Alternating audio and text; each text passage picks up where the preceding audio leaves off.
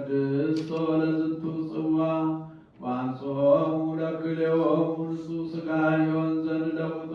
በዚህ ጽዋ ውስጥ የተቀዳውን ወይን የከበረ ደምን ይሁን ለሁላችን ያረገ ለነፍሳችንና ለሥጋችን ለልቦናችንን ፈውስ ይሆን ዘንድ አምላካችን ክርስቶስ የሁላችን ንጉሥ አንተ ነህ። ከፍ ያለ ምስጋናንና ክብርን ስግደትን ለአንተ እንልካለን። ቸር ከሚሆን ከሰማያዊ አባትህ ጋር ከአንተ ጋር የሚተካከል